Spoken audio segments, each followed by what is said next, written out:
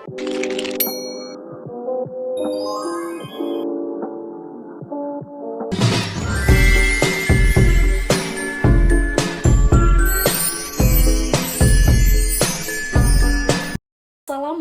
warahmatullahi wabarakatuh. Perkenalkan, nama saya Fitri Hadi Nurkasih dengan NIM 124403059. Di sini saya akan menjawab 10 pertanyaan mengenai soal ujian akhir semester ilmu komunikasi. Selamat menyaksikan. Pertanyaan yang pertama, komunikasi sebagai tindakan satu arah artinya komunikasi berlangsung secara diadik.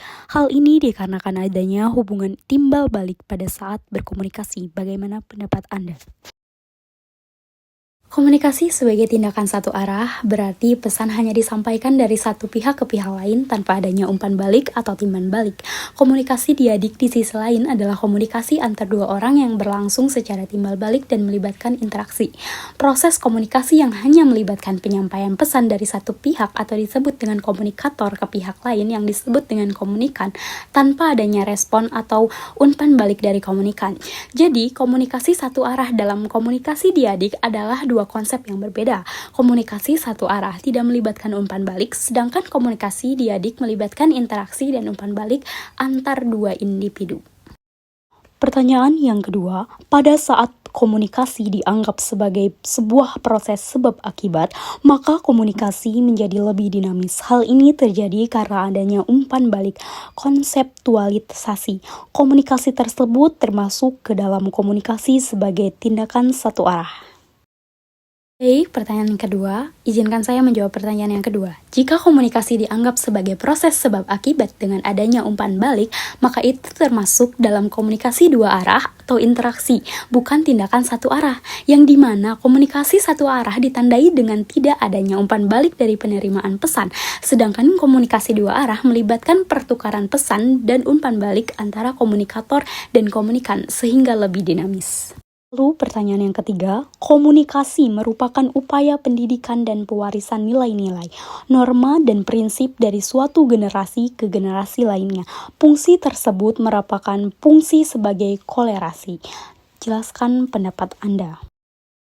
Baik, jawaban pertanyaan yang ketiga. Pernyataan tersebut, komunikasi merupakan upaya pendidikan dan pewarisan nilai-nilai, norma dan prinsip dari satu generasi ke generasi lainnya.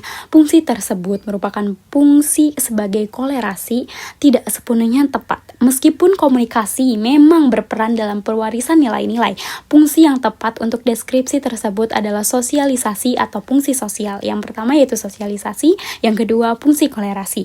Jadi, meskipun ada hubungan antara fungsi komunikasi dalam pewarisan nilai-nilai dan fungsi kolerasi, fungsi utama dari komunikasi dalam konteks yang dijelaskan dalam pernyataan tersebut adalah sosialisasi atau fungsi sosial.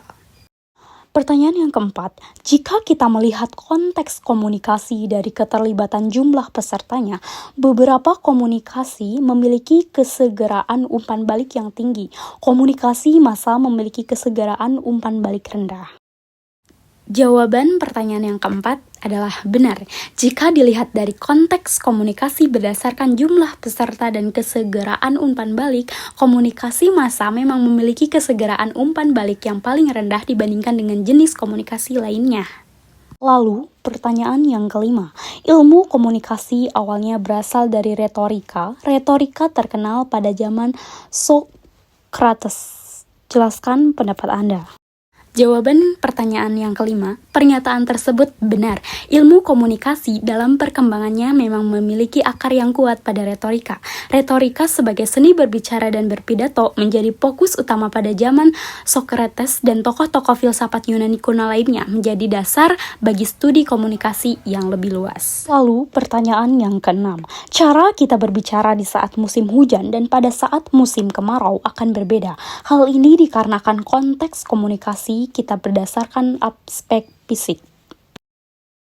Pendapat saya tentang pertanyaan yang keenam, benar, cara kita berbicara bisa berubah tergantung pada musim, terutama saat musim hujan dan musim kemarau. Perubahan ini dipengaruhi oleh konteks fisik, yaitu kondisi cuaca yang berbeda.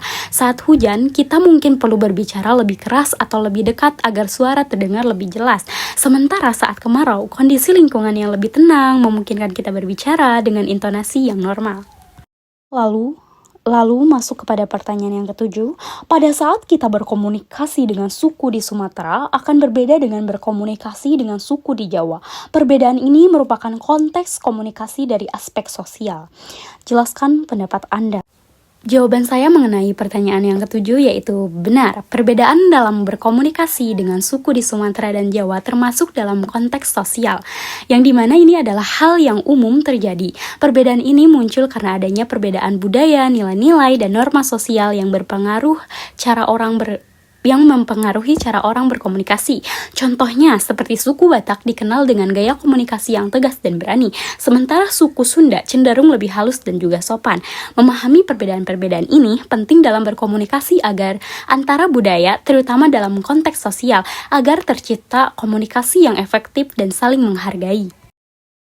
Saat perkuliahan, komunikasi yang terjadi berfungsi untuk memberikan edukasi pada mahasiswa. Bagaimana pendapat Anda? Jawaban saya mengenai pertanyaan yang ke-8, yaitu komunikasi dalam bentuk perkuliahan memang memiliki fungsi utama untuk memberikan edukasi kepada mahasiswa melalui komunikasi yang dimana dosen itu menyampaikan materi perkuliahan, memberikan penjelasan, arahan, dan umpan balik kepada mahasiswa. Komunikasi yang efektif dalam konteks ini memastikan bahwa manusia dapat memahami materi, terlibat dalam proses pembelajaran, dan pada akhirnya mencapai tujuan pembelajaran. Lalu, pertanyaan yang ke-9. Stand up comedy merupakan bentuk komunikasi yang berfungsi untuk menghibur.